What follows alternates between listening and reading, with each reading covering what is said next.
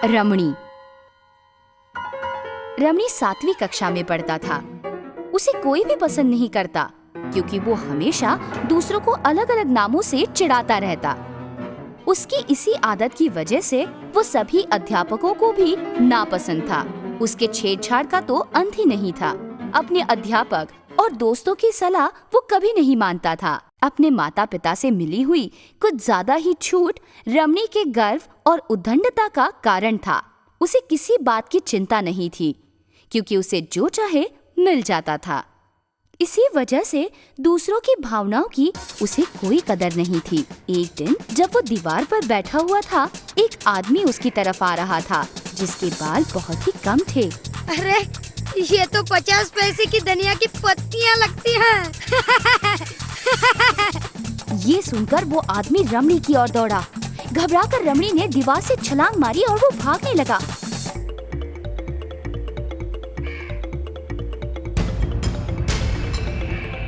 भागते हुए वो एक साइकिल से टकराया और जोर से गिर पड़ा। उसके पैर पर गहरी चोट लगी। रमणी ने जब आंखें खोली तो उसने देखा कि वो एक अस्पताल के बिस्तर पर था और उसके पैर पर बैंडेज लगा हुआ था। उसकी माँ पास ही बैठी हुई थी। गंभीर बात नहीं है बेटा, साइकिल को टकराने से तुम्हारे दाहिने पैर में अस्थि भंग हुआ है। डॉक्टर ने कहा है तुम्हें ठीक तरीके से चलने के लिए कम से कम 1 महीना लगेगा। उन्होंने दवाइयाँ दी है, सब कुछ ठीक हो जाएगा, तुम चिंता मत करो। रमणी अब रोने लगा। माँ, मैं स्कूल नहीं जा सकता, खेल नहीं सकता, अब मैं क्या करूँ?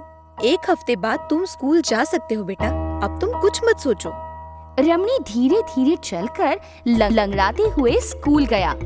अचानक उसने सभी बच्चों की एक साथ चिढ़ाने की आवाज सुनी। देखो देखो आ रहा है, एक गधा लंगड़ा रहा है, लंगड़ा चलकर आया, खाई में गिर के चिल्लाया। सभी बच्चे एक साथ गा रहे थे, तालियां बजा रहे थे और जोर जोर से हंस रहे थे। रमणी सब समझ रहा था, लेकिन वो भी क्या कर सकता था। उसकी आंखें और हृदय दुख से भर आया था। वो सिर झुकाकर चलने लगा। अब उसे समझ में आया कि जब वो दूसरों को चिढ़ाता था तब दूसरों को भी इसी तरह का अपमान और दुख महसूस होता होगा। वो जान गया कि दूसरों को चिढ़ाने से वो उन्हें भी बहुत चोट पहुंचाता था। लेकिन आज उसकी बारी थी।